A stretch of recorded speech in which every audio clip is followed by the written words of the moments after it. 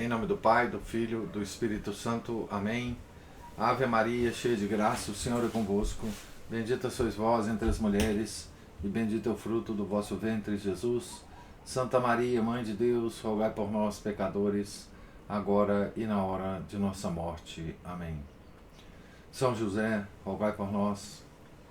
São Felipe Neri, rogai por nós. Santa Teresa de Jesus, rogai por nós. Nossa Senhora de Fátima, rogai por nós. Em nome do Pai, do Filho, do Espírito Santo. Amém. Bom dia a todos. Nós estamos aqui na leitura da biografia Santa Teresa de Ávila, ou Santa Teresa de Jesus, escrito por William Thomas Walsh. Estamos na página 575, no início do capítulo De Profundis. Se tinha que esgotar até o fim o cálice de Cristo, que na sua natureza humana experimenta a desolação de se ver abandonado até pelo seu próprio Pai, necessário era que Teresa permanecesse inteiramente só. O seu Senhor encontrara-se abandonado na noite de trevas pelos próprios santos, que eram seus amigos e apóstolos. Talvez, pois, justo e inevitável que talvez fosse, pois, justo e inevitável que sua esposa, Teresa de Jesus, sofresse o tormento de ser abandonada até por, abre aspas, aqueles benditos homens da companhia, fecha aspas, os mesmos que, com os dominicanos, tinham sido seus dedicados e quase indispensáveis defensores. Como esta situação foi largamente exagerada pelo ex-jesuíta Mir e diminuída por alguns jesuítas excessivamente zelosos, bom será analisar os fatos conhecidos antes de arriscar uma conclusão. Mir, referido aqui, foi um biógrafo de Santa Teresa, né? As pequenas zangas que a madre teve com os padres Ripalda e Olea a respeito de algumas noviças não podem ser levadas em grande conta, nem sequer por aqueles que pretendem, a todo custo, forjar um libelo contra os jesuítas. Tais divergências ocorrem em toda parte, entre amigos, fora e dentro dos conventos. O famoso caso de Casilda de Padilha deixou mais profundas e duradouras cicatrizes, pelo menos nos carmelitas. Casilda era um dos 5 filhos do adelantado de Castela e Dona Maria de Alcunha. O mais velho Antônio entrara para a Companhia de Jesus, renunciando à herança paterna e à grande fortuna que ela comportava. A irmã mais velha, Luísa, renunciava por sua vez a todos os bens, fazendo voto de virgindade perpétua. Dispensada posteriormente, casou e teve muitos filhos, fazendo-se carmelita descalça depois da morte do marido. A filha, seguindo Maria, dera entrada no convento dominicano de Santa Catarina, em Valladolid. Toda a fortuna, além da que havia a esperar pelo lado materno, passou para Casilda, que, como vimos, foi recebida no convento das Descalças de Valladolid aos 11 anos, mediante dispensa.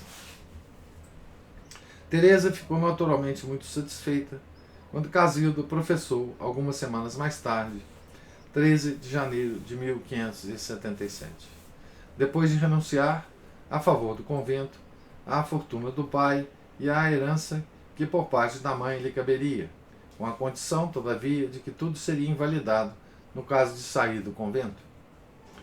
E quando, mais tarde, em 1581, efetivamente saiu por dispensa papal, a fim de se tornar prioresa das franciscanas mitigadas, passo este de que posteriormente se arrependeu, a madre aceitou conformada o desapontamento.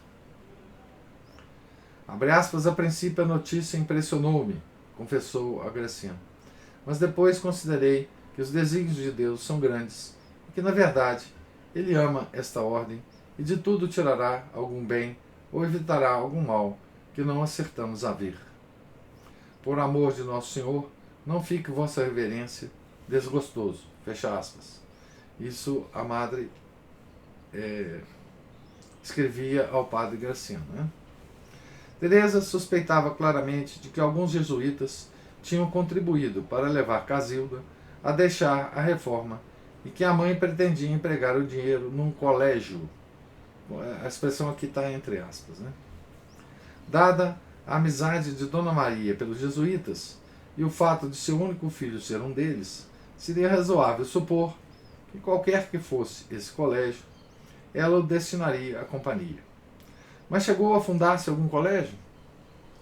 Neymir nos apresenta a menor prova de que Dona Maria o tivesse feito, embora sugira que se tratava do colégio, entre aspas, de Valladolid. Ao que responde o padre Zugasti, também jesuíta, né? Lembrando que os jesuítas possuíam 3 colégios em Valladolid, e todos fundados anteriormente à reforma das Carmelitas Descalças. Não ventila, contudo, a possibilidade de algum deles ter utilizado a fortuna dos Padilha para se desenvolver. No entanto, se os jesuítas pretendiam obter o dinheiro, o mesmo desejavam os carmelitas, e todos, para o despender num empreendimento louvável. A única conclusão moral a tirar de tudo isso é que, ao fim e ao cabo, tanto os jesuítas como carmelitas são seres humanos. Teresa teve um conflito mais sério com os jesuítas nos princípios de 1578, numa altura em que o destino da reforma se encontrava ainda nas mãos do padre Gaspar de Salazar, que era jesuíta. Depois do seu reitorado em Ávila, em 1561, este amigo da madre tinha sido, sucessivamente, reitor em Madrid, Marchena, Cuenca, Belmonte e Toledo, de onde mantivera com ela correspondência acidental. Homem dado à contemplação, taciturno e altivo para com a maioria das pessoas, conquistara na companhia uma reputação de administrador hábil, mas por vezes provocador, excessivamente duro para com os súditos. Em 1562, o seu provincial transferira-o de Ávila para algumas questões que tivera com o bispo Dom Álvaro. E em 1575 fora deposto do reitorado de Cuenca por indevida severidade para com os subordinados. Este aspecto do seu caráter parece ter passado despercebido à Madre Teresa. Frei Gaspar prestara-lhe em tempos um relevante serviço. Era o bastante para ela apenas ver as suas virtudes, que eram notáveis, através da lupa da sua gratidão. Por alturas de 1577, espalhou-se a notícia de que o padre Salazar desejava abandonar a companhia para ingressar na ordem dos Carmelitas Descalços. Então, padre Gaspar de Salazar. Né? Quando tal coisa chegou aos ouvidos do provincial jesuíta de Castela, o padre Juan Soares, este não ficou muito satisfeito. Homem culto e piedoso, embora frio, reservado e, por vezes, obstinado, ele sabia que a reforma da Madre Teresa tinha tocado o coração de alguns jesuítas inclinados à vida de contemplação. Gracián recusara-se a receber 8 deles em Alcalá, sem o consentimento dos seus superiores. E depois que alguns jesuítas haviam ingressado nos cartuchos, o padre Alonso Román lamentava-se de que a cartucha de Valência, abre aspas, comia na companhia que nem uma traça, fecha aspas. Veja a briga entre os monges, né? Entre as ordens. A emoção suscitada na companhia pela notícia de que Frei Gaspar de Salazar pretendia deixá-la era proporcional aos altos cargos que ele tinha desempenhado. O padre Soares dirigiu então a Teresa uma carta, cujo tom e conteúdo poderemos deduzir pela resposta que ela lhe deu, Então, abre aspas para Santa Teresa. O padre reitor entregou-me uma carta de vossa paternidade, a qual sem dúvida me surpreendeu bastante, pois nela me disse que eu aconselhei o padre Gaspar de Salazar a sair da companhia para ingressar na nossa ordem de Carmelo, porque o Senhor assim o queria e o havia revelado. Quanto à primeira afirmação, Deus o sabe e provar-se-á ser verdade que nunca desejei tal coisa e muito menos tratei disso com ele, quando o assunto chegou ao meu conhecimento e não foi pela carta de vossa paternidade, tanto me surpreendeu e desgostou que em nada concorreu para melhorar a minha saúde nesta altura tão debilitada. Quanto à revelação que vossa paternidade menciona, não sou tão leviana que desejasse fazer tão grande mudança por causa disso ou lhe desse conhecimento dela. Na verdade, Deus seja louvado, muitas pessoas me ensinaram qual o valor e o crédito a dar a semelhantes coisas, e não creio que o padre Salazar me prestasse a menor atenção se nada de mais importante houvesse no caso, pois ele é muito sensato.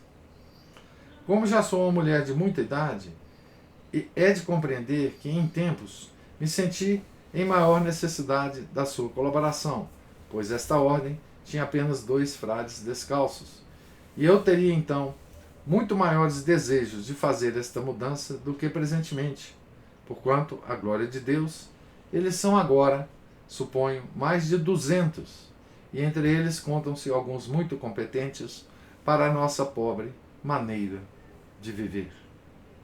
Com respeito ao que vossa paternidade menciona, que eu escrevi a dizer que vós o poderíeis impedir, que Deus não escreva o meu nome no seu livro, se alguma vez semelhante coisa me passou pela cabeça. E nunca acreditarei que, mesmo por graves motivos, haja o Senhor de permitir que a sua companhia se volte contra a ordem de sua mãe, visto que ele se serviu, ele com letra maiúscula, né, se serviu daquela para restaurar e renovar esta. Muito menos por causa tão insignificante, fecha aspas. O mal-entendido dissipou-se depois de uma carta do padre Salazar ao seu geral, padre Everardo Mercuriano. Uma carta, aliás, repassada de presunção, na qual transparece claramente quanto Teresa o sobreestimara. Abre aspas. Se a questão é ter eu falado com descalços, frades ou freiras, não os há nesta cidade, nunca os vi, nunca lhes escrevi, nunca falei deles, sobre os nossos, nem sequer me arrisquei a citar um santo da sua ordem nas minhas prédicas. Fecha aspas. Isso é o padre Salazar, né, falando. Alegava que seguia a obediência da regra o melhor que podia, que orava habitualmente 5 horas seguidas, porque explicava, dormia pouco e não tinha muito que fazer em Córdoba, que o consideravam um bom e leal filho da companhia. Abre aspas. Aqui eu acho que é uma parte do livro da autobiografia de Santa Teresa, né? Abre aspas. Louvado seja Deus, louvado seja Deus. Nunca eu sonhei em pedir tal dispensa. E se alguma vez o demônio me tentou a fazê-lo, mantive com firmeza a minha conduta. Ainda há alguns meses, o provincial padre Bernal me disse que, se a quisesse, me concederia. Se alguns a pedirem, venda que por causa deles sou humilhado e perseguido, nunca Deus permita que alguma vez eu queira abandonar aquela que, mais que minha mãe, me amparou a sagrada companhia. Isso são palavras do padre Salazar, certamente, né? Salazar, fecha aspas. Salazar tinha as fraquezas de caráter e a instabilidade emocional que seriam de esperar dos malcontentes que eu era. Serviu, não obstante, a igreja e a companhia até a morte e deve ter expiado plenamente todas as suas faltas, com grandes sofrimentos. Tudo isso, porém, não passava de uma tempestade num copo d'água. Apenas um mês depois, em junho, de 1578, deparamos com Teresa a escrever, no tom mais afetuoso e confiado, ao padre Gonzalo Dávila, jesuíta, reitor de Ávila, cuja direção ela teria escolhido, e por mais de uma vez escreveu a Frei Mariano, que era engenheiro, pedindo-lhe insistentemente que ajudasse os jesuítas de Ávila a fazer um aqueduto. Nada de vingativo havia nesta alma magnânima. E que dizer dos filhos de Santo Inácio? Mir tenta fazer-nos crer que o incidente com Salazar conduziu a uma grave contenda que teve seu remate num decisivo e permanente corte de relações entre eles e Santa Teresa, e que todos os jesuítas receberam ordens expressas para cessar todo e qualquer contato com ela e as suas freiras descalças, abre aspas, de uma maneira oficial, pública e espalhafatosa, fecha aspas. Isso é a opinião do Mir, né? Que é biógrafo de Santa Teresa. Tão pública e espalhafatosa foi que nem o próprio Mir conseguiu encontrar esse documento oficial. Foi o padre Zugasti quem, em 1914, século passado, publicou pela primeira vez o texto da Carta Circular do Provincial, dirigida a todas as casas e colégios de Castela e datada de 23 de janeiro de 1579. Vamos ver a carta, um trecho, né? Abre aspas, por várias vezes informei vossa reverência, oralmente ou por escrito, de que é desejo do Padre Geral que ponhamos termo a todo e qualquer contato com as freiras carmelitas, além daquele que é norma pelos nossos estatutos, e mesmo esse deverá ser mantido de acordo com as recomendações oportunamente feitas a vossa reverência. Acabo de ter conhecimento que Sua Santidade deu iguais instruções aos padres carmelitas do Pano, como lhes chamam, por intermédio dos seus superiores, e assim espero que as ditas freiras se contentem com os ditos frades de sua própria ordem, superiores, pregadores e confessores, mais que bastantes para as instruir na doutrina e lhes ministrar os santos sacramentos, tanto quanto for necessário para a sua salvação e perfeição. Fecha aspas. A isto acrescentou o padre Soares uma significativa nota. Abre aspas. A intenção é reduzir o contato à forma precisa dos nossos estatutos. Fecha aspas. Esta carta não é, contudo, tão desfavorável aos jesuítas como o Mir supunha, para não dizer esperar. Não se trata, evidentemente, de uma demonstração de despeito pessoal ou de vingança por parte do padre Soares. Este procedia com conformidade com as ordens de seu geral em Roma, de acordo com o estabelecido pelo Papa. A política escolhida era tão natural que apenas cabe estranharmos de não ter sido adotada anteriormente. Em parte alguma, vi eu escrito que algumas das dificuldades da Madre com os jesuítas e outros pudessem ter resultado da singularidade de temperamento de seu defensor, o padre Garcião. Se para ela se mostrava encantador, já não podiam dizer o mesmo os outros. Teresa supunham jesuíta por temperamento, mas os jesuítas parecem não ter compartilhado dessa opinião. Superficialmente, sim, ele possuía a energia e o zelo que os caracterizavam. Faltava-lhe, contudo, a base de um critério estabelecido que a companhia exigia dos seus postulantes. Esta deve ter sido a razão por que o não aceitaram quando jovem, e certamente ajuda a explicar por que não o aceitaram mais tarde, na altura em que foi expulso da sua própria ordem. Pobre Graciano. Tão bem intencionado foi, tão se dedicou à sua causa e, contudo, tantos erros cometeu. A história da reforma do Carmelo, né, seria inteiramente outra se ele tivesse possuído as qualidades de um João da Cruz. Eram muito diferentes em tudo, salvo no amor a Deus. João ensinava que era errado buscar a inspiração. Olha, essa parte daqui eu vou ler com mais atenção, porque essa parte do São João é muito importante para nós. Veja o que o São João da Cruz fala, né?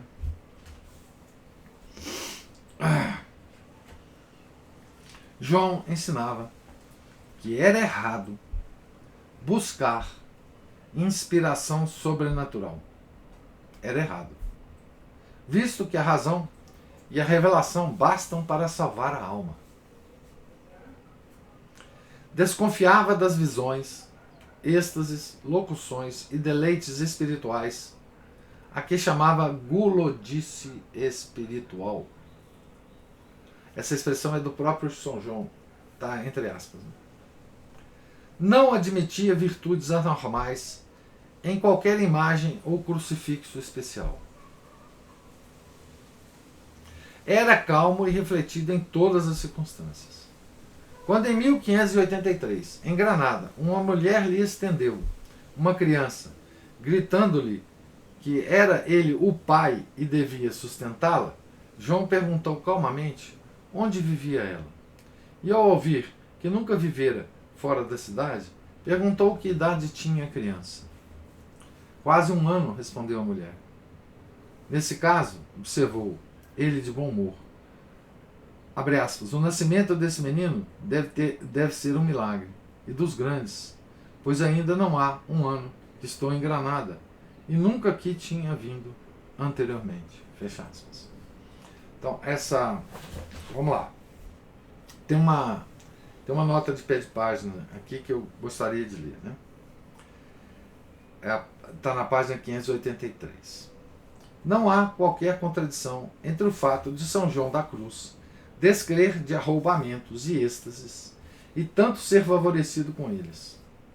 Como Santa Teresa e todos os verdadeiros místicos, ele sabia que aqueles que buscam esses raros dons de Deus podem ser enganados pelo demônio ou pelo orgulho ou amor próprio. São João aprovava, de certo, o uso de imagens e pinturas como meios de suscitar a devoção e o amor. Contudo, desaconselhava o interesse sensual por essas coisas. Aqui está a referência, Subida ao Monte Carmelo, livro 3, capítulos 15 e 34. Vejam-se as cartas, documentos e depoimentos acerca dele em Piers, Complete Works of St. John of the Cross, volume 3, apêndice. Então, São João da Cruz, né? Ele desaconselhava, né? Ele achava que era errado buscar inspiração sobrenatural. Por quê? Isso é muito importante, né? Porque a revelação e a nossa razão, a nossa inteligência, bastam para salvar a alma. Só isso. O resto é tudo ou adereço ou falsidade, né? Porque nós podemos ser enganados pelo demônio, né? Bom, então, continuando ao texto aqui, né? Gracian, pelo contrário, era caprichoso e excitável, sentimental, até a superstição. Abandonado pelas maravilhas das experiências místicas, pronto a crer em sinais, agouros e pressentimentos, por vezes mais fluente na palavra que convincente no raciocínio. Era, portanto, de esperar um desentendimento instintivo entre esses dois homens. Parece certo que Gracian alimentava uma certa aversão pelo pequeno João da Cruz. Com efeito, nem sequer lhe menciona o nome na sua narrativa da fundação dos mosteiros, em que João desempenhou um papel tão relevante. Foi talvez este o motivo por que Gracian nada fez para o libertar, ou mesmo para saber dele, durante os meses que se seguiram à prisão dos 2 frades na cabana próxima da Encarnação, na noite de 3 de dezembro de 1577. Teresa apelou para Paulo, entre aspas, repetidas vezes, mas em vão, Lembra que ela usava um código, né? Nas suas cartas, etc. Paulo era o Graciano, né? Em 19 de agosto, ainda não sabia o que se passava, pois escreveu a Graciano, abre aspas, digo-lhe, tenho a certeza de que, se alguma pessoa importante pudesse perguntar ao núncio onde está Frei João, ele ordenaria imediatamente que fosse uma das suas casas, se lhe dissessem o que este padre é e quão injustamente o prendem. Não sei o que acontece, que ninguém se recorda já deste santo. A princesa de Éboli trataria do caso, se Mariano lhe pedisse. Fecha aspas. Só em fins de agosto de 1578 conseguiu saber que João da Cruz fora levado para Toledo e encerrado no convento dos Carmelitas Calçados, que ficava a oeste da cidade, dominando a ponte de Alcântara e as águas avermelhadas e mansas do Tejo, serpenteando ao longo da base do Rochedo Sombrio. Aí, entre as lúgubres paredes pintadas a ocre do velho casarão de 3 andares, com mais de 3 pés de espessura, como ainda hoje se pode ver pelas ruínas, permaneceu ele até que, tostado, na véspera da sua chegada, foi informado da decisão do concílio de Piacenza e o intimou a abandonar a reforma. Ambos possuíam uma vontade de ferro. Ambos se julgavam do lado da razão. Quando João recusou calmamente, invocando a obediência que o mantinha sujeito à autoridade que o colocara na encarnação, Tostado ordenou que o castigassem de acordo com os regulamentos prescritos para os frades recalcitrantes pelo bem-aventurado Sorete. Durante 9 meses permaneceu encerrado numa estreita cavidade aberta no muro, apenas com 6 pés de largura por 10 de comprimento. A única abertura era uma pequena janela a um canto que dava para a galeria, onde às vezes assomava um pequeno raio de sol que o prisioneiro apenas conseguia ver quando se empoleirava num banco para ler o seu ofício. Todas as tardes era conduzido ao refeitório para ir, sentado no chão, comer a sua refeição de pão e água. Mais tarde passaram a dar-lhe de comer apenas 3 vezes por semana e, por fim, só às sextas-feiras. No refeitório era açoitado por toda a comunidade. Enquanto permanecia de joelhos, seminu, os calçados passeavam em círculos à sua volta, cada um deles chicoteando-lhe as costas nuas até as deixarem cheias de vergões sangrentos, causando-lhe feridas cujas cicatrizes conservaria até a morte.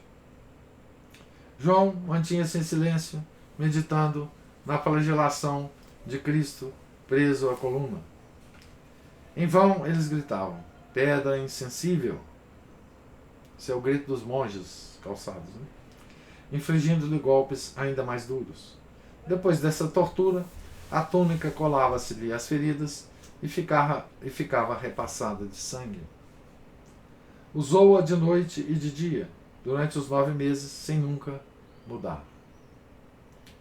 Não obstante a negra miséria da cela, do seu coração valoroso e indomável, brotaram, nestes meses, alguns desses poemas imortais que mais tarde se converteram em textos base dos seus importantes trabalhos em prosa.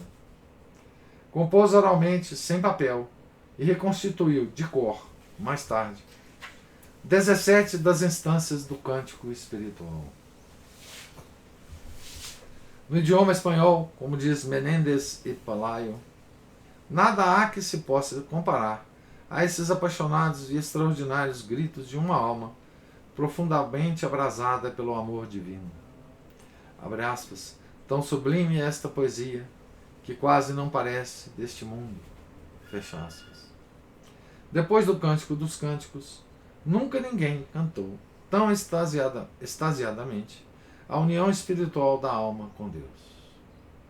Ó noite amável, mas que la alborada, ó noite que juntaste amado com amada, amada com el amado transformada.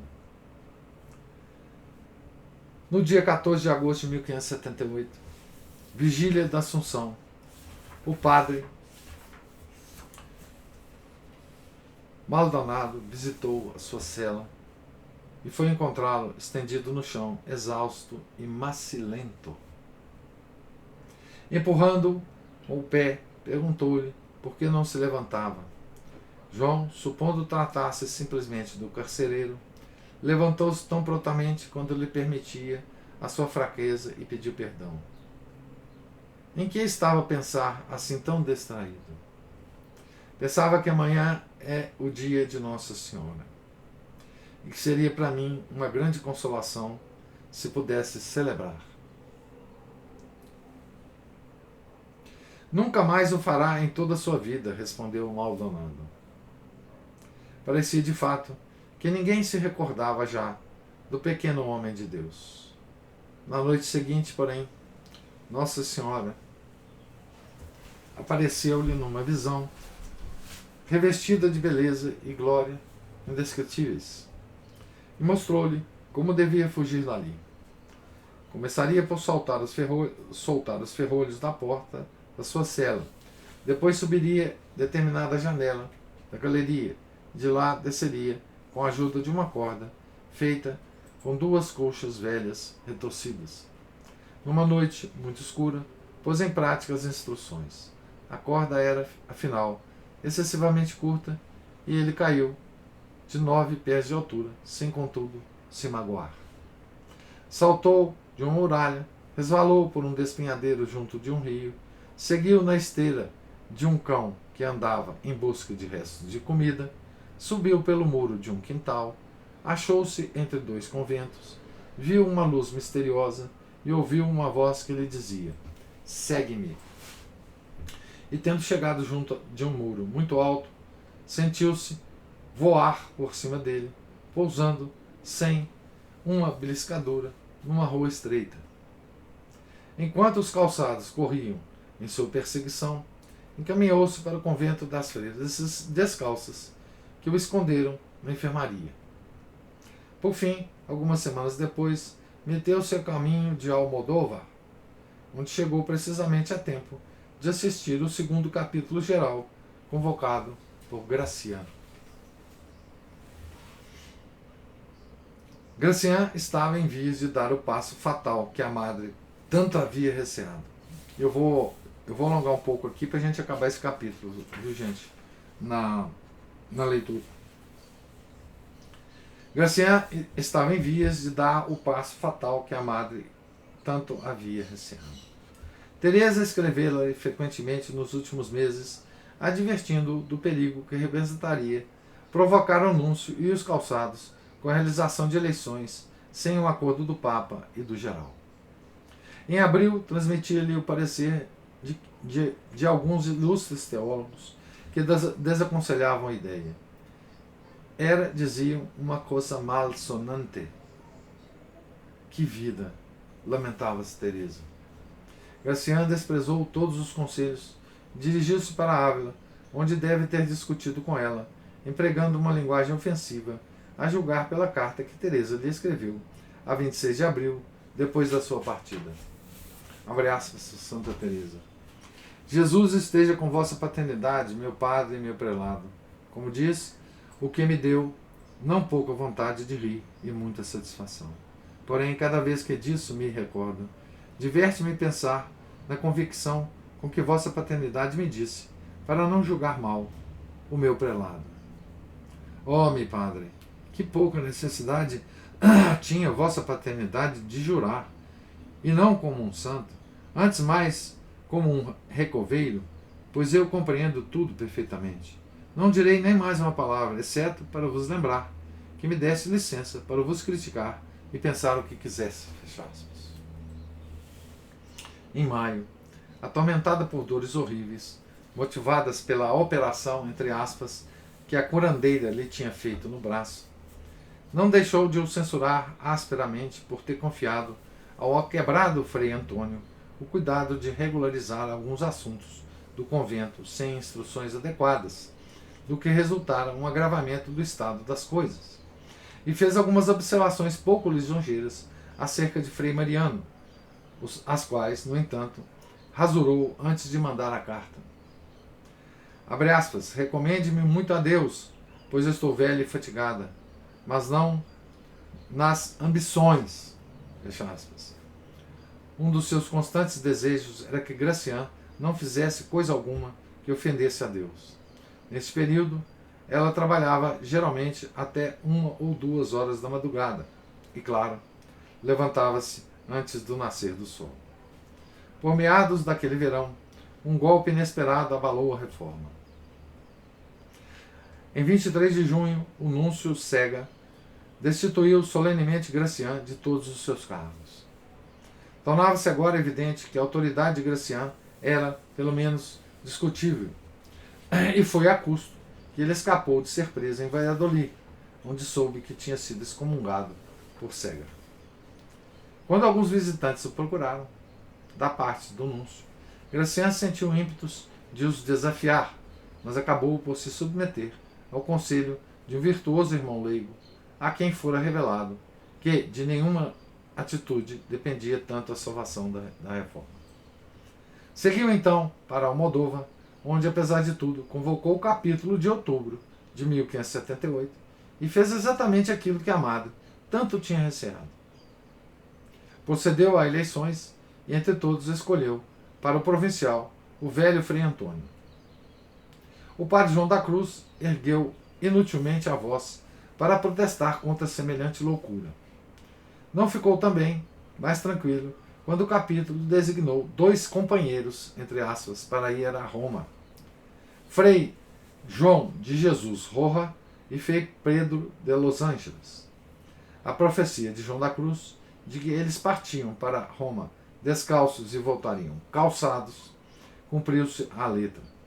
Ao chegar à Itália, Frei Pedro entregou as suas credenciais a um dos calçados e permitiu-se o luxo de se hospedar num palácio. Quando regressou à Espanha, era um frade da regra mitigada. Gracian tinha cumprido tarde demais os desejos da madre e falhara na escolha do enviado.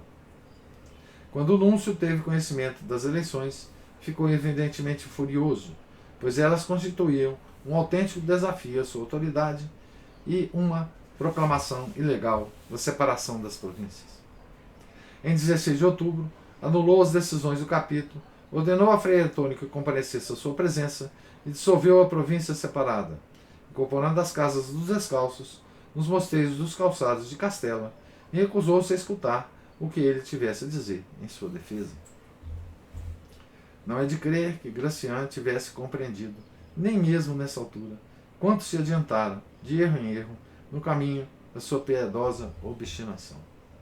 Ao saber da morte de Rubel, em outubro, Teresa escreveu que nada podia fazer senão chorar, e recordar-se de que teria bastado recorrer a ele para se libertarem de todas as contrariedades. Abre aspas, alegro-me de ver que vossa paternidade vai aprendendo pela experiência a tratar das coisas do modo que deve ser, e não contra a corrente, como sempre lhe fiz notar. Fecha aspas. Ao dobrar de mais um ano, a reforma parecia prestes a exalar o último suspiro. Teresa combatera um bom combate até o fim. Nunca vacilara, a todos incutira coragem. Porém, na véspera do dia de Natal, quando era legítimo esperar, enfim, um pouco de paz, recebeu de Gracian uma carta de tal modo desoladora que ela própria parecia à beira do desespero. Fosse qual fosse o conteúdo dessa carta, a pobre velha irrompeu em lágrimas e não parava de soluçar como uma criança inconsolável. Abre aspas, agora, Senhor, haveis satisfeito a minha sede de sofrimentos. Fecha aspas. Ouviram-no as monjas exclamar. Trancou a porta da cela, recusando-se a comer ou a beber. Aí permaneceu até ao cair da tarde. Então a bem-aventurada Ana de São Bartolomeu bateu à porta e pediu-lhe que fosse ao refeitório. Teresa obedeceu, mas não conseguiu comer qualquer alimento. Uma irmã leiga relatou posteriormente ter visto Nosso Senhor aparecer ao lado da madre, tomar um pedaço de pão, abençoá-lo e colocar-lhe na boca, dizendo: coma por amor de mim. Então aqui termina o capítulo De Profundis, né? Bem, o título é bem compatível, né, com o assunto, né? Então, veja que coisa impressionante, né? Veja que aqui nós estamos acompanhando uma luta, uma guerra, não luta, uma guerra de amplo espectro entre os carmelitas calçados e os carmelitas descalços, né? Entre a regra mitigada e a regra original, né? E veja o ódio que os carmelitas descalços, os carmelitas calçados tinham dos carmelitas descalços. Onde é que a gente vê isso? A gente vê esse ódio por meio dos sofrimentos de São João da Cruz, né? Da prisão de São João da Cruz, né? Da flagelação de São João da Cruz pelos padres, pelos monges calçados. Nesse episódio de São João, da vida de São João, né, narrado aqui hoje, a gente vê todo o ódio mortal que os frades calçados tinham dos descalçados, né? Veja bem, enquanto a ordem reformada estava crescendo, estava pequena, não tinha problema nenhum.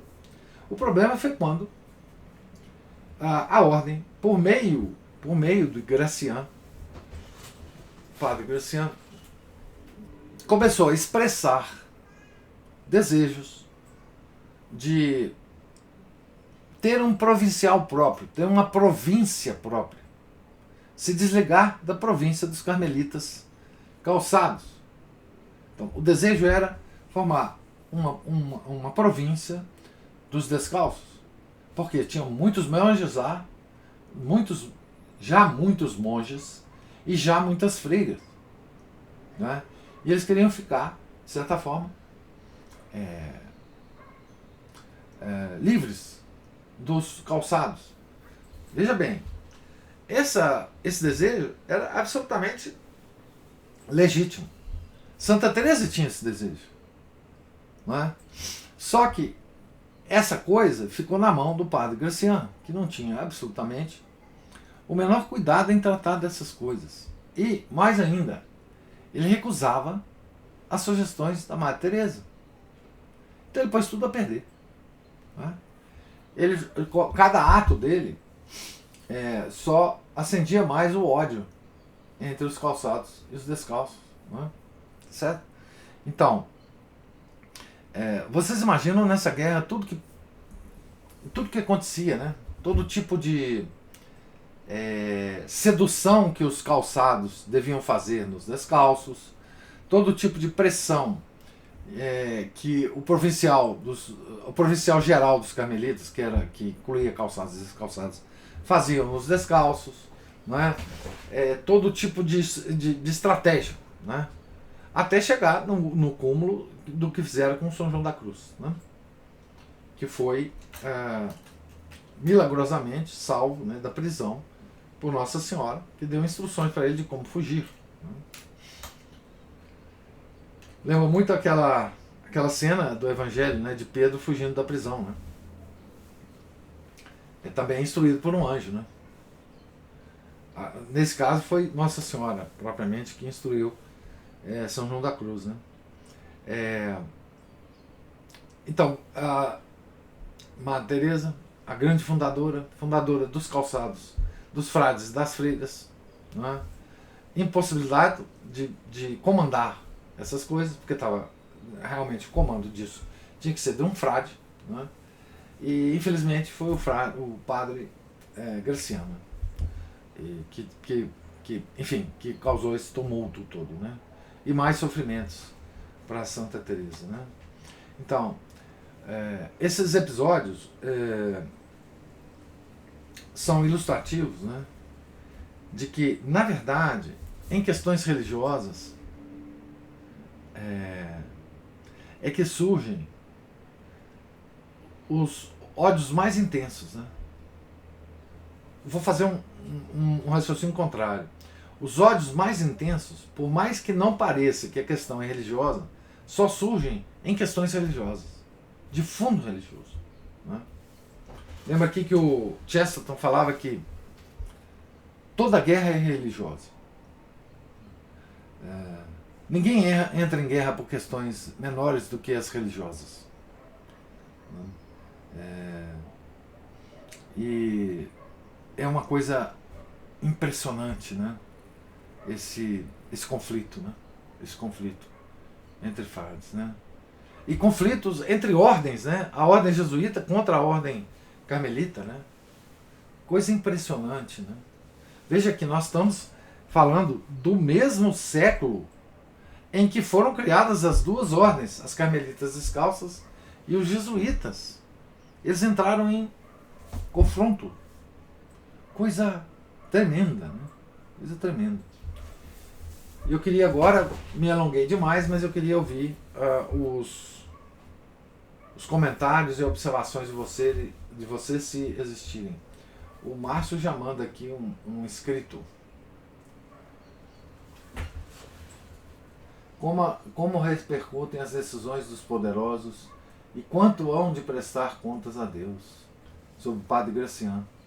São João da Cruz deu exemplo de paciência, como tantos outros nesse livro. A paciência vem da ciência, das causas dos sofrimentos, expiação, ou uma visita do Senhor para que nos conformemos a Ele como sofredor e bem-aventurado, avessa qualquer consolação terrena, para que busque apenas a Deus. Assim devemos acolher tais visitas.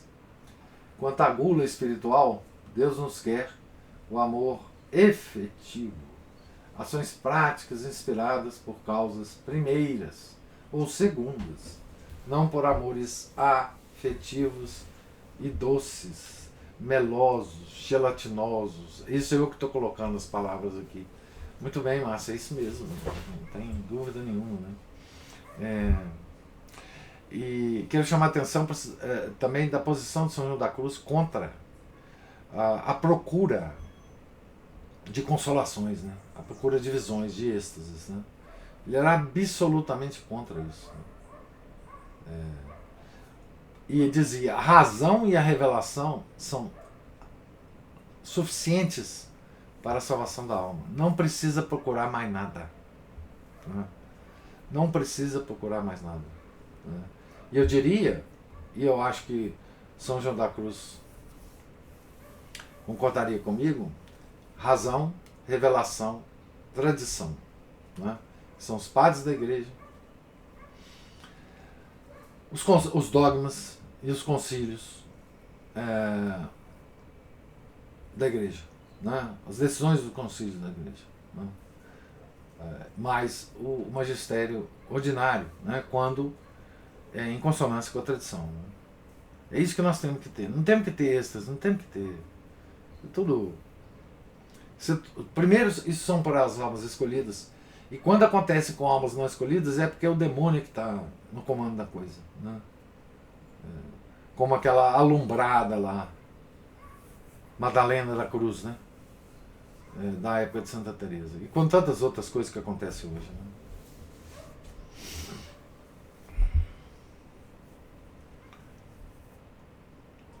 Mais algum comentário? Professor. Oi. Essa leitura de hoje mexeu muito comigo, assim, porque entristece a gente ver tanta briga, né, dentro da própria igreja. E isso faz com que a gente pense que o demônio, ele é incansável. E aí o senhor citou Chesterton, e falando que toda guerra é religiosa, porque aí a gente vai ver, na verdade, de onde parte todas as guerras, né? Que é aquilo que Deus disse logo no Gênesis, né? Porém, inimizade entre a tua descendência e a dela. É. Então, assim, aí a guerra vai se prolongando e vai se renovando em diversos frontes, né? E a gente tem que pensar que só nos resta mesmo travar essa batalha contra nós. Que é um campo de batalha enorme. Enorme. Enorme. Exatamente. Mas a gente não, a gente muitas vezes se distrai, vamos dizer assim, dessa batalha com essas batalhas externas. A gente vê a briga dos outros e crê que em nós não haja nada disso. A gente tenta resolver o problema dos outros. Isso, porque é fácil, né, ver o dos outros. E a gente fica impressionado como que às vezes as pessoas não veem em si o que elas estão fazendo. Mas, ao mesmo tempo, a gente tem que pensar quanto que a gente é cego em relação a nós mesmos, né? E não se deixar levar por essas distrações. Porque nós temos... E tem uma coisa que eu repito sempre para mim vendo isso tudo, como que o orgulho é uma perda de tempo, né? Como que a gente vê que é tudo motivado pelo orgulho. A gente vê que esses frades calçados, eles poderiam servir a Deus, mesmo que eles não... Na ordem mitigada, na ordem mitigada. Eu já, né, São Francisco de Sales mesmo diz que existem coisas que não são para... Algumas durezas, elas vão fazer umas penitências muito grandes, assim, heróicas, elas vão às vezes fazer a pessoa perder a fé. Você vê, o São Francisco criou uma ordem mitigada. Exato. São Francisco de Sales. A conversa dele com aquelas freiras as conferências espirituais, né? Isso. É assim, respeitando o limite delas, mas esperando dela, porque Deus se vale de todas as pessoas de boa vontade. Né? Então, assim, às vezes a gente fica achando que a gente precisa fazer atos heróicos. Né? Isso eu já disse isso tantas vezes. Né? Mas o que a gente tem que fazer é enfrentar o nosso dia a dia mesmo, as coisas diárias aqui. E ver que Deus está se valendo dessas pequenas coisas para nos ordenar. Exatamente. Você vê, Ana, a batalha de Santa Teresa, ela se transformou numa batalha geral por causa da grandeza da santidade de Santa Teresa. Sim. Mas essa batalha, ela ocorre exatamente em todos nós, e ela só não espalha assim porque nós não temos santidade, como Santa Teresa tem. Mas o campo de batalha do demônio foi sempre em torno da alma de Santa Teresa. Só que ela era grande demais. Então o demônio teve que agir em várias frentes. Mas é a mesma batalha de sempre, né? Assim, o católico tem uma obrigação de não levar a vida com leveza. Leveza no sentido de curtir, enfim, porque a eternidade vai chegar, nós vamos morrer, né? Nós temos que estar sempre preocupados com isso, não taciturnos, não tristes, mas não cair no espírito do mundo, né? Isso é muito importante para nós, porque a batalha é a mesma, e quando o demônio não está aparecendo assim com muita sede, é porque ele tem já o território dominado, né? Ele não precisa aparecer. Esse capítulo é muito terrível mesmo, eu concordo com você. Eu achei pesado. E eu queria contar uma coisa aqui, uma coisa dramática, sem querer ser dramática, sem fazer drama, mas que é uma coisa que essas leituras, né, esses últimos dias me fizeram lembrar. E ontem, além de tudo, o Padre Jorge ainda disse que nós fizéssemos um profundo exame espiritual, já que o ano Terminou, né? litúrgico está terminando, né? Então, eu fiquei me lembrando, e ele falou que deveríamos pensar na morte, né? Nós devemos ter sempre a morte em perspectiva.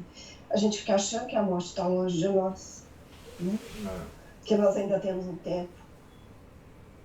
Mas aí eu me lembrei do seguinte, quando o meu cunhado morreu.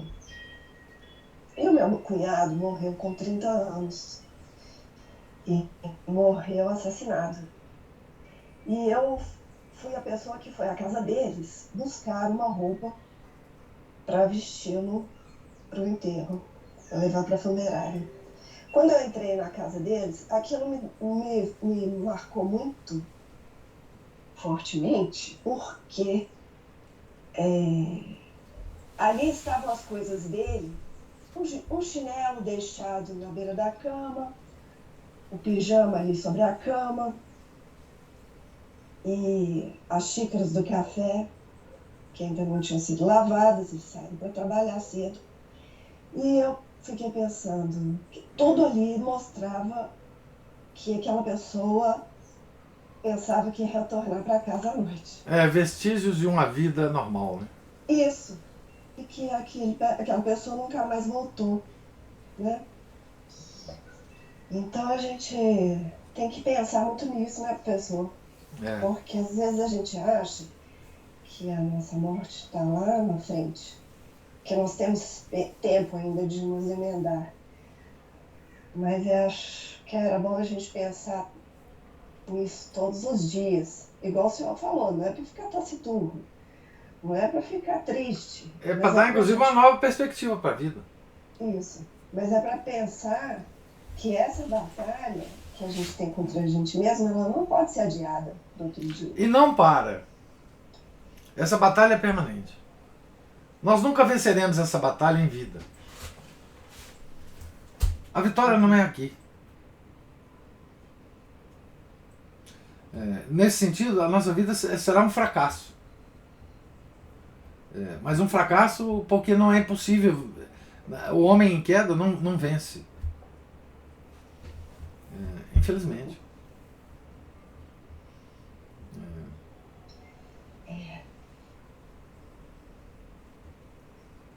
Dá o que pensar, né? A nossa vida... É por isso que os santos sempre dizem que é importante ler vida de santos, né? Porque é só assim que a gente tem essas perspectivas, né? Esse tipo de raciocínio, esse tipo de meditação, né? De certa forma. E olha que nós já lemos tantas biografias de santo aqui e nunca havia tido uma mostra assim, de disputas tão grandes dentro da própria igreja.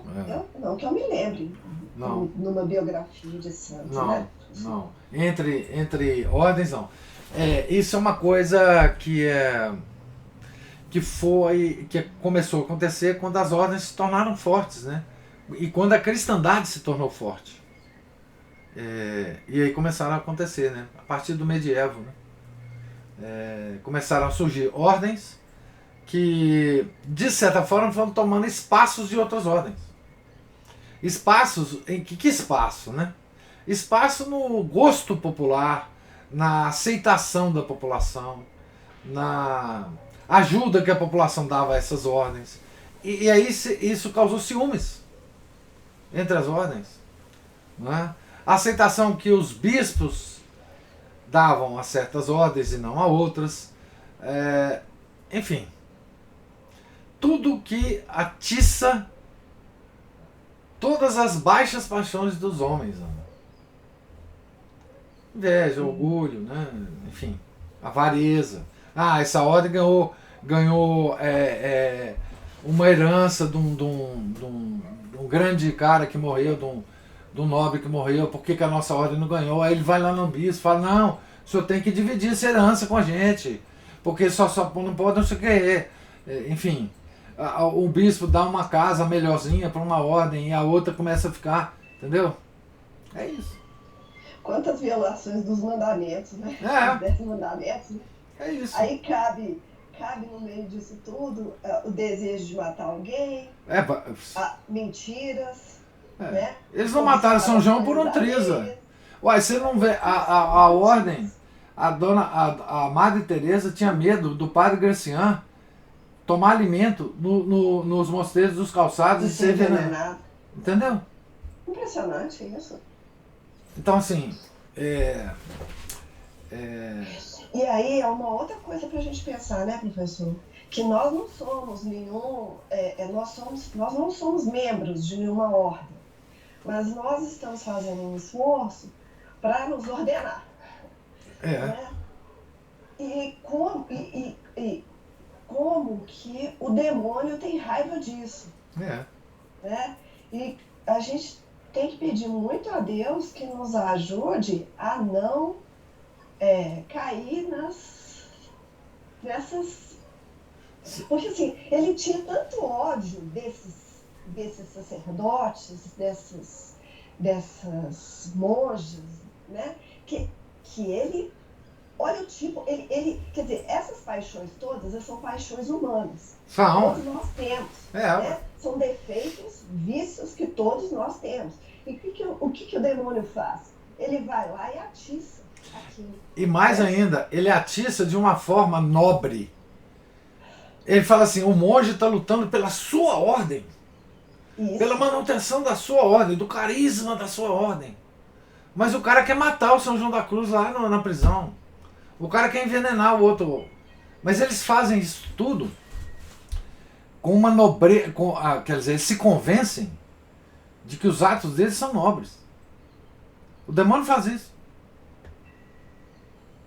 Imagina, imagina a fofoca que essas rixas não causavam. Na diocese, lá no bispo, quantos monges devem ter visitado esses bispos para fazer fofoca? No núncio apostólico, que era o representante do Papa. Imagina o tanto de monge que não deve ter saído da Espanha e ido lá conversar com o Papa e contar fofoca. Uhum. Entendeu? Assim, isso é uma coisa impressionante. E contatos com o cardeal, olha, avisa o Papa lá que o negócio aqui, a Madre Teresa tá com relação sensual com o João da Cruz. Enfim. E quem vai poder dizer que lutar a favor de manter uma ordem pode ser errado, uma né? coisa ruim? Não é ruim, mas a que ponto, usando que meios? Pois é. Então, é isso que a gente tem que pensar na gente. Que às vezes a gente faz uma boa obra, mas usando que meios? Pois é. E os leigos? Vamos pensar nos leigos. Naquela época, os leigos devem ter tomado partido. Não, eu concordo, porque eles sabiam das fofocas. Eles iam nos conventos, eles iam na missa nos conventos. Você acha que os monges não iam falar? E eles tinham suas preferências. Mas é claro. Por um, como nós hoje. Não é? Ué, claro. Eles ouviam as fofocas. Não é? Eles estavam lá com os ouvidinhos antenados. Coisa tremenda, né? Tremenda. E nós sendo atacados, veja, a época era nós sendo atacados pelo protestantismo, pelos alumbrados, por todas as heresias e tudo mais. Né? E os monges nessa confusão. Deus deve ficar sentado lá no céu e falar, gente, como é que eu criei um negócio desse? Esses caras são doidos demais. Eu tô aqui, tentando fazer os negócios, mandando as graças todas, e esses caras assim. Não é possível.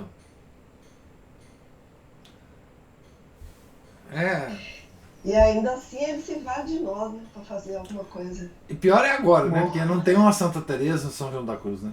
não. Agora Só tem aqui no livro. tem, E a só gente tem tem no que. livro. E a gente tem que levar, aproveitar disso. É, é tremendo. Ontem a gente teve. Hoje eu tô falando demais. Mas só mais uma coisa aqui, que ontem teve aquele recital de música lá após a missa. Sim.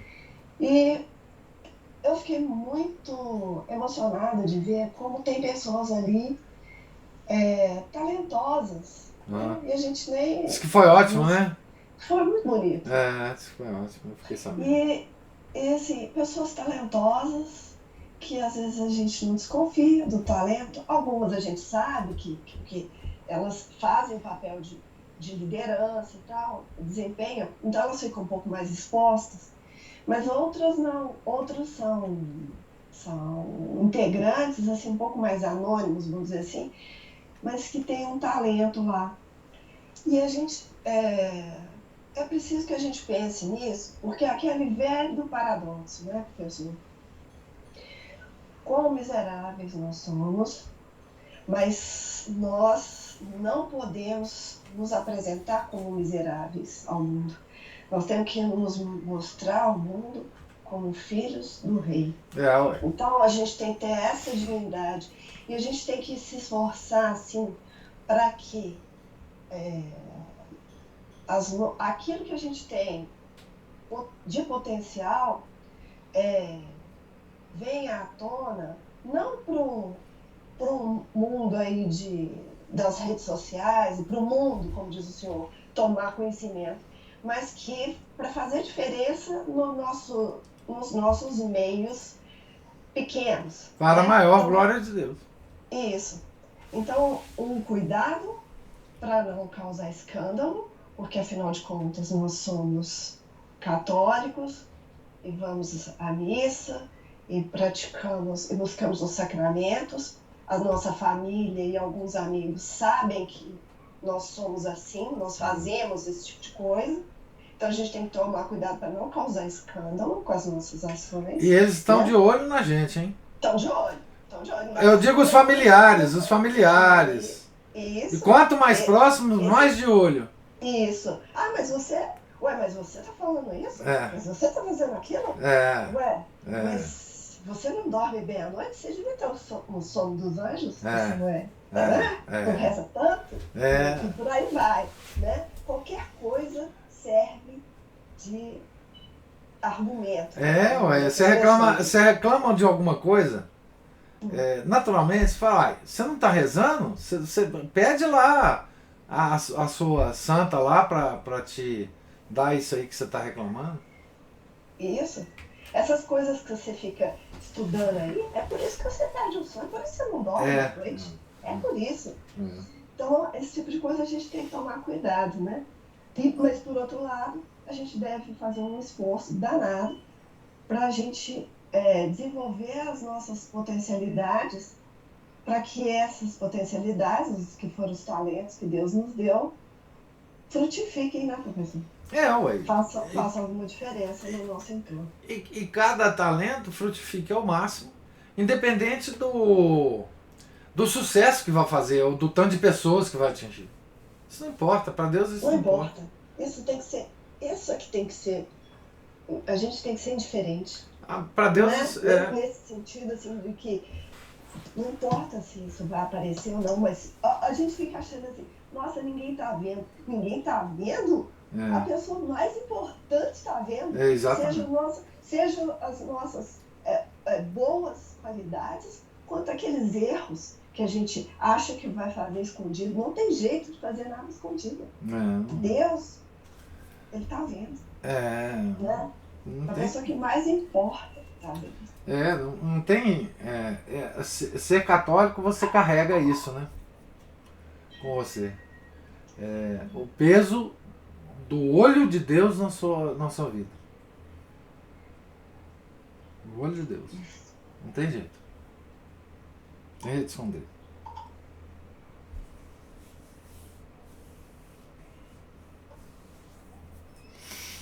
Muito bom, Ana Paula, muito bom. Muito bom. Pergunto se alguém aí tem alguma observação ou Dá comentário. tempo, nem professor. Mas é claro, minha filha. Eu não posso deixar passar uma coincidência, não, porque o senhor falou nessa alegria, bem assim, o assunto desenvolveu, mas o senhor falou dessa alegria mundana, né, dessa alegria mundana. A Ana Paula fez observações assim muito boas Foi. e eu, por coincidência, falei que eu não posso deixar passar é a coincidência, né, da minha leitura de ontem à noite do livro da vida. Santa Teresa estava falando de um período de tormento que ela estava vivendo, né, grandíssimos tormentos da alma. E ela vai falar da humildade e da graça da tristeza. E é muito interessante ela falando assim, que quando ela estava passando por um tormento muito grande e com dor no corpo e sentindo que não conseguia se aproximar, afastada totalmente de Deus e sofrendo muito, ela tinha a impressão assim, que ela era tão má que todos os males e heresias que haviam realizado, que existiam, era fruto dos pecados dela. E ela chama isso de humildade falsa,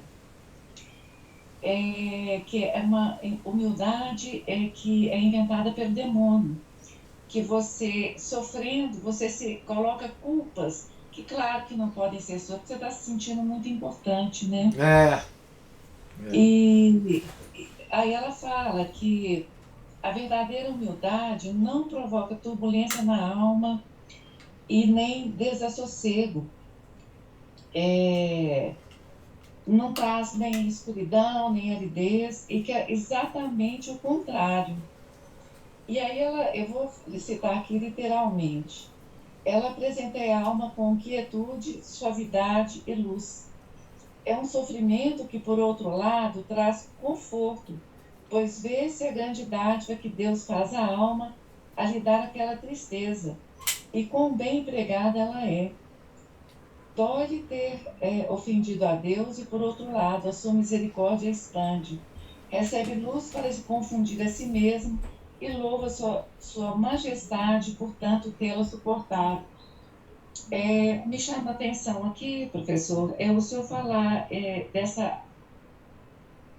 quando o senhor falou, né, que a gente tem que tomar cuidado com esse estado permanente de alegria, e quão benfazeja é essa tristeza que nos corrige da nossa soberba, não é? Que nos corrige dos nossos desvios.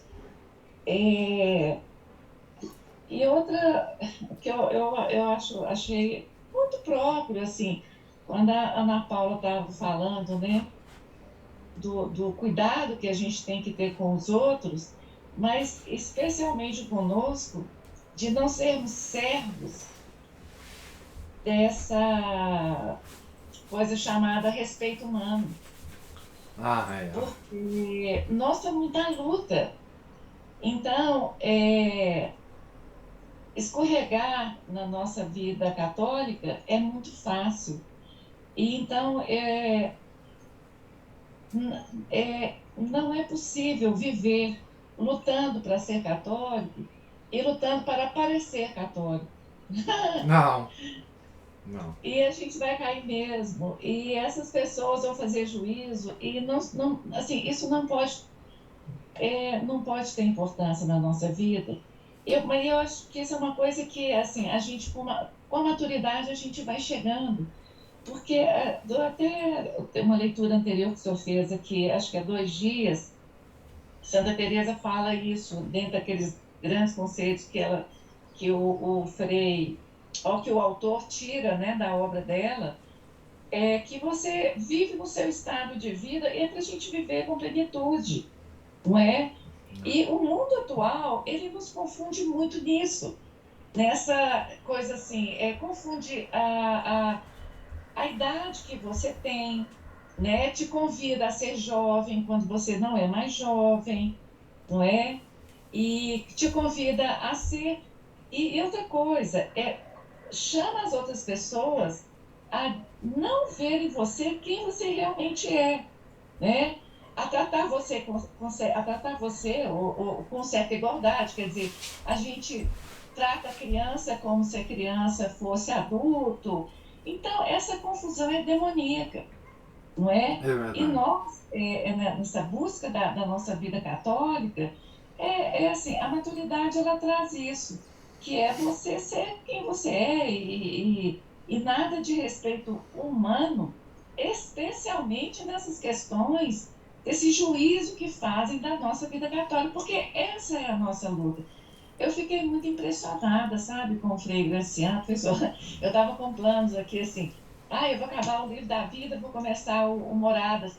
Quando eu vi esse homem ser totalmente, ele foi arrasado, não é? Arrasado pelo, Foi. não sei, agora a visão que eu tenho é que foi demoníaco mesmo que aconteceu com ele. Eu falei, eu vou parar por aqui. Porque é exatamente esse medo de buscar algo que está para além das nossas capacidades. E aí eu vou voltar aqui na Paula para encerrar. Que beleza o que ela disse, né?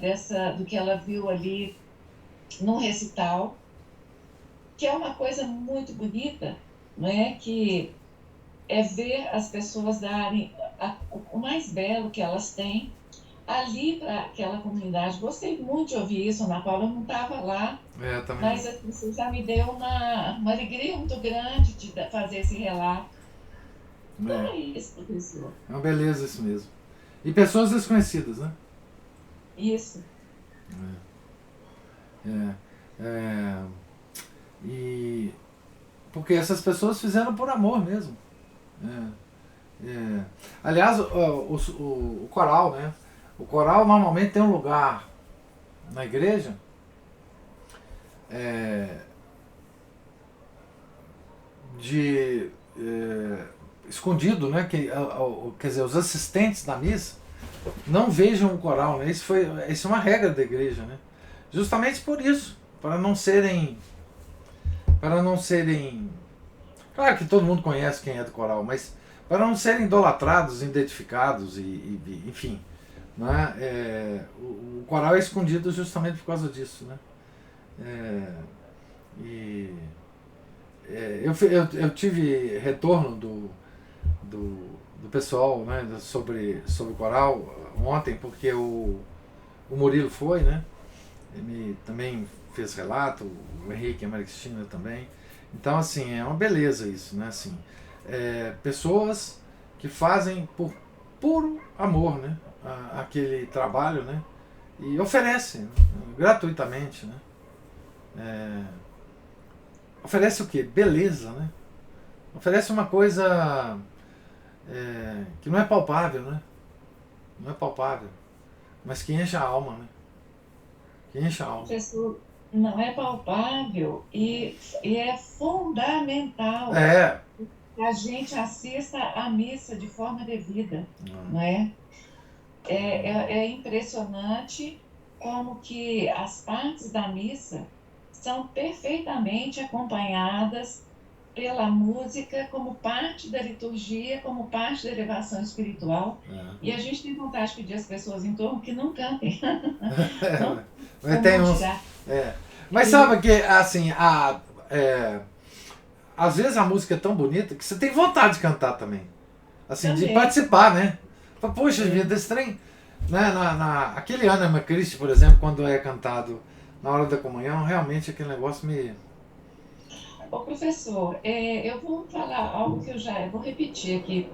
Jamais imaginei na minha vida ouvir a execução ao vivo do Miserere Mei. Jamais. Eu tenho aqui porque ela já foi muito executada, mas eu tenho uma execução do Cambridge College que eu sempre escuto aqui, e na Semana Santa ela é muito própria e é uma composição que ela, durante muito tempo, ela ficou restrita à Capela Sistina. Ninguém conhecia Miserere Mei. O- Famigerada Capela Sistina. a famigerada Capela Sistina, né? Com aquelas Pornografia. vozes daquele devassos, daquele Michelangelo. O Daniel, você não tem nada de Daniel. Mas não só queria É falar a capela isso. papal, né? Por isso que o Miserere Mei era cantado. Pois é, pois nós na nossa igreja lá, um pé no modernismo, um pé no, ali não é nem o estilo, né, arquitetônico ali, nós não podemos dizer que não é nem pós, sei lá o quê, não chega a ser moderno. Mas pelo menos não é a Capela Sistina também, né? Ele é assim, neutro, né? Assim, não é uma sala Paulo VI também. Não. Então, assim. O coral É, executou o Miserere Mei com maestria, uma beleza, da Semana Santa passada. é, Digno de uma Deus. maravilha. Maravilha. A ladainha de Todos os Santos também é maravilhosa quando o coral canta, né? Enfim, são coisas elevadíssimas que a gente tem ali na missa, por graça de Deus, né? Enfim, cada um tem cada música toca diferentemente cada um, né? Mas é uma beleza, né? O canto gregoriano é uma beleza, realmente. O senhor falou da posição do coral na missa, até isso foi invertido, né, professor? Porque na missa nova o pessoal da música fica lá na frente. Quando não tá no altar, né? No altar eu nunca cheguei a ver. Tem uns vídeos por aí que mostram, né? Mas não, tem que ser escondido, né? E aí eles viram estrelas, né? No show, a missa vira. É por isso que tem indulgências, indulgências e mais indulgências para quem canta no coral, né? Muitas indulgências para coral. É uma beleza. Enfim, uma das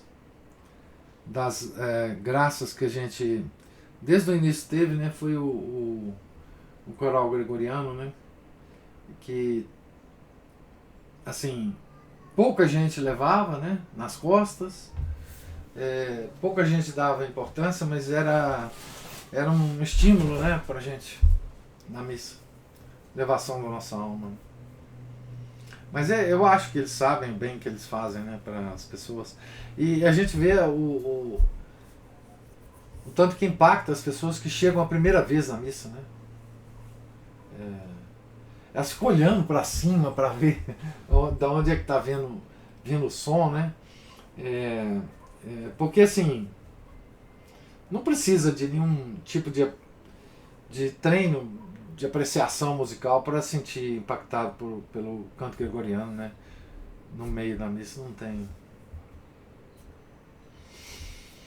Pois bem, mais alguma observação, mais algum comentário, gente? Ô professor, o comentário, já que você falou das crianças, eu queria dar assim, quando eu era criança, toda beleza, lembro da beleza arquitetônica de Belo Horizonte e com certeza dos cantos de missa, né? Com certeza. Toda beleza a criança vê Deus. Tenho certeza disso. Então, assim, que maravilha, viu? É isso que eu queria dizer. É isso mesmo. A gente só tem expressões de exclamação, né? É uma maravilha.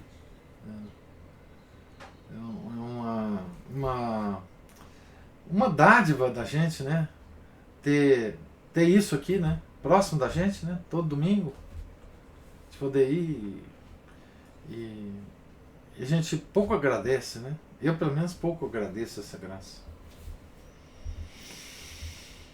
Então, gente, nós estamos aqui na página 591, Triunfo da Reforma, é o capítulo que nós vamos entrar agora. Estamos já indo para o final do livro, né? A gente deve terminar essa semana a leitura desse livro.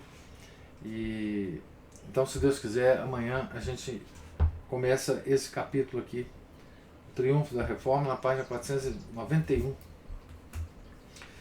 Deus lhes pague a presença, a paciência, os comentários longos, belos, importantes. Fiquem todos com Deus, tenham um santo dia. Em nome do Pai, do Filho e do Espírito Santo. Amém. Ave Maria, cheia de graça, o Senhor é convosco. Bendita sois vós entre as mulheres, e bendito é o fruto do vosso ventre, Jesus. Santa Maria, Mãe de Deus, rogai por nós, pecadores, agora e na hora de nossa morte. Amém. São José, rogai por nós.